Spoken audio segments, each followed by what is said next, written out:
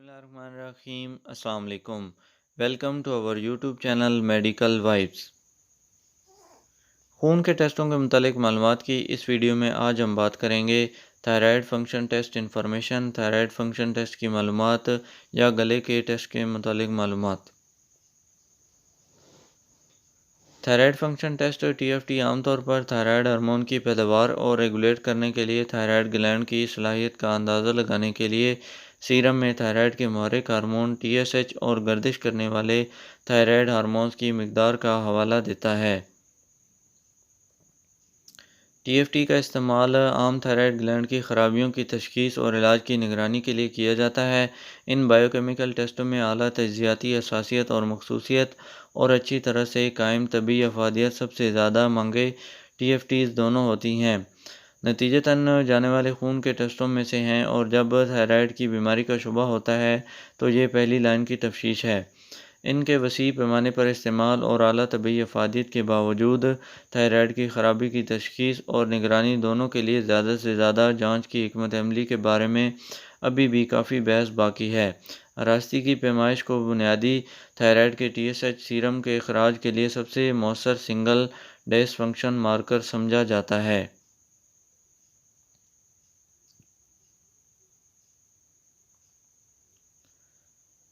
T S H ایک classic endocrine feedback loop میں گردش کرنے والے تھائرائیڈ ہارمون کے ارتکاز کے جواب میں پیٹیوٹری غدود کے ذریعے خفیہ ہوتا ہے اور اس وجہ سے اسے تھائرائیڈ کے حیثیت کے مارکر کے طور پر استعمال کیا جا سکتا ہے۔ تاہم قابل ذکر مستثنیات ہیں جب صرف سیرم میں ٹی ایس ایچ کا ارتکاز تھائرائیڈ ہارمون کی پیداوار کو درست طریقے سے ظاہر نہیں کر سکتا۔ اس کا اکثر سامنا اس وقت ہوتا ہے جب ہومیوسٹاٹک میکانزم طویل عرصے سے پرائمری تھائرائیڈ بیماری کی وجہ سے خراب ہو گیا ہو، یا تھائرائیڈ تھراپی میں تبدیلیوں کے بعد پیچوٹری تھائرائیڈ کا محور توازن تک نہیں پہنچا ہو۔ پیچوٹری بیماری کی وجہ سے ثانوی تھائرائیڈ کی خرابی ٹی ایف ٹیز کا کم عام کنفاؤنڈر ہے۔ پیچوٹری کی کمی اور پیچوٹری ایڈنوماس کے ذریعے خود مختار ٹی ایس ایچ کی پیداوار دونوں تھائرائیڈ فنکشنز کی غلط درجہ بندی کا باعث بن سکتے ہیں۔ اگر سیرم ٹی ایس ایچ کو واحد بائیو مارکر کے طور پر استعمال کیا جائے، ان وجوہات کی بنا پر ٹی ایس ایچ ٹیسٹ کے ساتھ محلک کے طور پر تھائرائیڈ ہارمونز کا براہ راست تجزیہ بھی تجویز کیا جاتا ہے۔ زیادہ تر برطانیہ کی لیبز احتیاطی طور پر فعال ہارمون کے لیے بہترین مارکر کے طور پر کل تھائرائیڈ ہارمون جو تھائرائیڈ کیریئر پروٹین کا پابند نہیں ہے کی بجائے مفت تھائرائیڈ ہارمون کی پیمائش کی وکالت کریں گی۔ یہ ایسے آلات سے بچاتا ہے جہاں تھائرائیڈ ہارمون بائنڈنگ پروٹینز میں تھائرائیڈ فنکشن فی سی کی بجائے غیر معمولی ٹیسٹ کے نتائج کا ذمہ دار ہوتا ہے۔ موجودہ کلینکل پریکٹس میں مختلف ٹی ایف ٹی پروٹوکول استعمال کیے جاتے ہیں جس میں کوئی خاص طریقہ کار غالب نہیں ہوتا۔ عام پروٹوکول میں تھائرائیڈ ہارمون تجزیہ کے ساتھ ابتدائی ٹی ایس ایچ پیمائش شامل ہوتی ہے، یا تو مفت تھائروکسین FT4 یا ٹرائیوڈوتھیرونین FT3۔ جب ٹی ایس ایچ قائم شدہ حوالہ وقفہ سے باہر ہوتا ہے، ٹی ایس ایچ اور FT4 دونوں کا بیک وقت تجزیہ یا درخواست کنندہ کی ترجیح کے لحاظ سے کسی بھی ٹیسٹ تک کھلی رسائی شامل ہوتی ہے۔ بہت سی لیبارٹریز FT3 ٹیسٹنگ پیش کرتی ہیں لیکن یہ عالمی طور پر دستیاب نہیں ہے۔ FT3 تجزیہ پیش کرنے والی لیبارٹریوں میں سے کچھ کھلی رسائی فراہم کرتی ہیں جہاں ٹی ایس ایچ دبانے پر ہائپر تھائرائیڈزم کی تشخیص کی تصدیق کے لیے دیگر FT4 کے بجائے FT3 استعمال کریں گے۔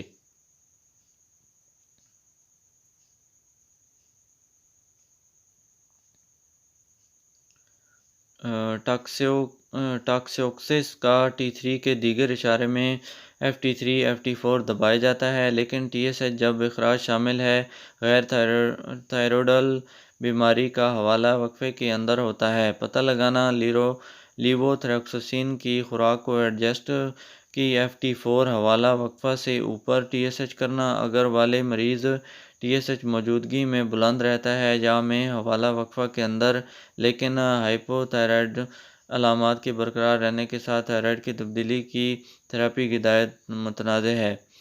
ٹی ایف ٹی پر برطانیہ کی تازہ ترین مستند رہنمائی 2006 میں برٹش تھائرائیڈ ایسوسی ایشن کی طرف سے آئی تھی۔ یہ گائیڈ تھائرائیڈ کی بیماری کی پہلی تحقیقات میں ہائپر یا ہائپو تھائرائیڈزم دونوں میں تھراپی کی ابتدائی اصلاح پر تھائیونامائڈز کے ساتھ علاج کیے دونوں کو FT4 اور TSH جانے والی مریضوں میں استعمال کرنے کی سفارش کرتی ہے۔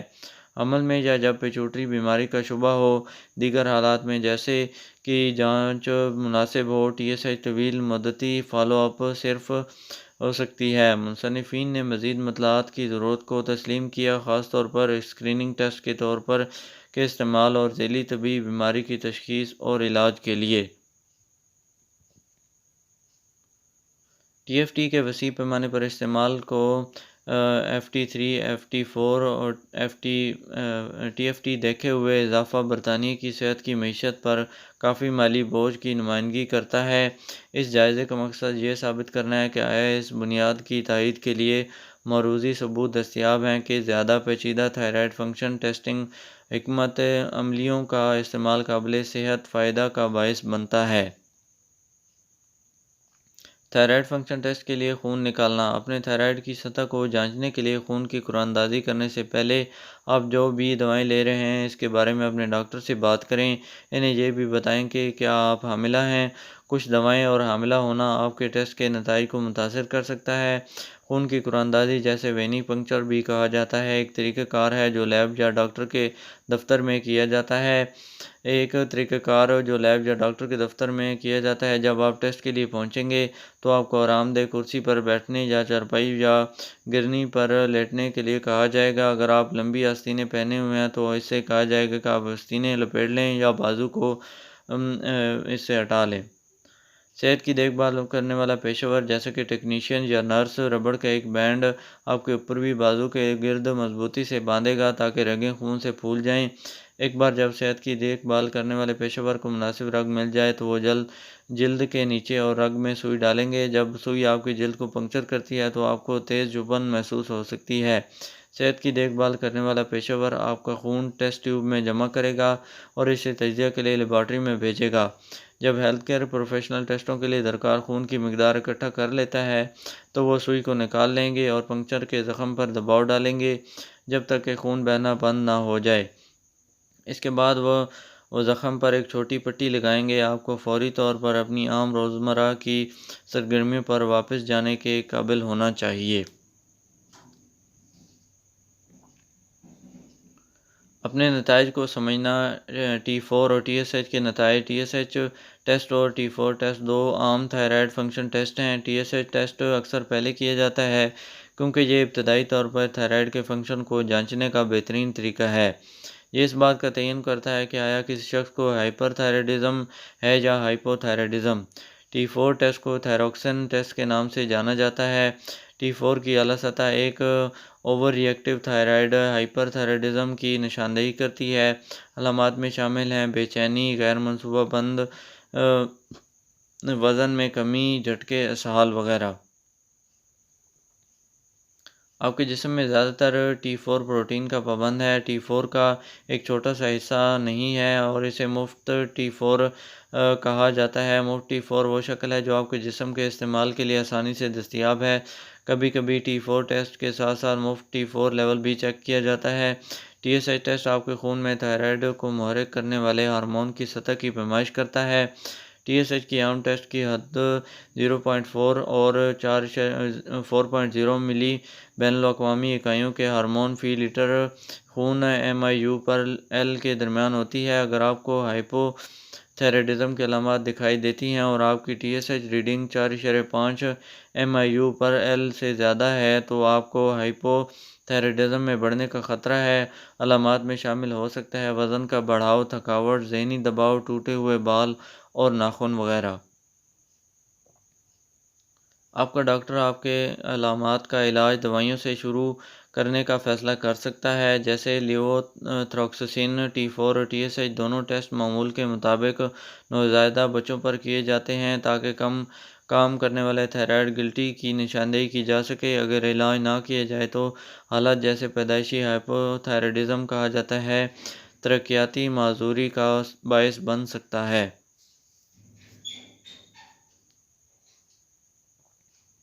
نتائج T3 کی سطح کو چیک کرنا۔ ٹرائیوڈوتھیرونین ٹیسٹ ہارمون T3 ٹیسٹ بلندی دکھاتے ہیں۔ T4 یہ عام طور پر حکم دیا جاتا ہے اگر کی غیر معمولی اعلیٰ سطح، عام طور پر ایک ایسی حالت کی T3 کہتے ہیں۔ یہ ہائپر گریوز ڈیزیز نشاندہی کرتی ہے، جیسے تھائرائیڈزم سے وابستہ ایک آٹو امیون ڈس آرڈر ہے۔ فالو اپ: اگر آپ کے خون کے کام سے پتہ چلتا ہے کہ آپ کا تھائرائیڈ غدود زیادہ فعال ہے تو آپ کا ڈاکٹر تھائرائیڈ ایپٹک ٹیسٹ یا الٹراساؤنڈ کا حکم دے سکتا ہے۔ اگر اسکین کے نتائج نارمل ہیں تو آپ کا ڈاکٹر ممکنہ طور پر آپ کی تھائرائیڈ سرگرمی کو منظم کرنے کے لیے دوائیں تجویز کرے گا۔ یہ یقینی بنانے کے لیے کہ دوا کام کر رہی ہے، وہ اضافی تھائرائیڈ فنکشن ٹیسٹ کریں گے۔ یہ ٹیسٹ ان کی جانچ کریں گے تھائرائیڈ گلٹی کے ساتھ ساختی مسائل، تھائرائیڈ غدود کی سرگرمی، کوئی بھی ٹیومر جو مسائل کا سبب بن سکتا ہے۔ آپ کا ڈاکٹر الٹراساؤنڈ کا حکم بھی دے سکتا ہے اگر وہ آپ کی گردن کے جسمانی امتحان کے دوران غیر معمولی نتائج دریافت کریں۔ اگر الٹراساؤنڈ کے نتائج غیر معمولی ہیں تو آپ کا ڈاکٹر تھائرائیڈ کے ٹیشو نمونے کا آرڈر دے سکتا ہے۔ تھائرائیڈ کینسر کا تعلق ہائپر تھائرائیڈزم یا ہائپو تھائرائیڈزم سے نہیں ہے۔ ذہن میں رکھیں کہ خون کے ٹیسٹوں کا استعمال تھائرائیڈ کینسر کو تلاش کرنے کے لیے نہیں کیا جاتا۔ اگر بات کی جائے اس ٹیسٹ کے خون کے نمونے کی تو یہ ٹیسٹ جمے ہوئے خون سے ہو سکتا ہے۔ یہ ٹیسٹ بغیر جمے ہوئے خون سے نہیں ہو سکتا، اور اس کے لیے جو تصویر میں دکھائی گئی شیشی ہے، جیل وائل یا کلاٹ ایکٹیویٹر وائل، اس میں ہی اس ٹیسٹ کا سیمپل لیا جاتا ہے۔ آج کی ویڈیو میں ہم نے آپ کے ساتھ تھائرائیڈ فنکشن ٹیسٹ کے متعلق معلومات شیئر کی۔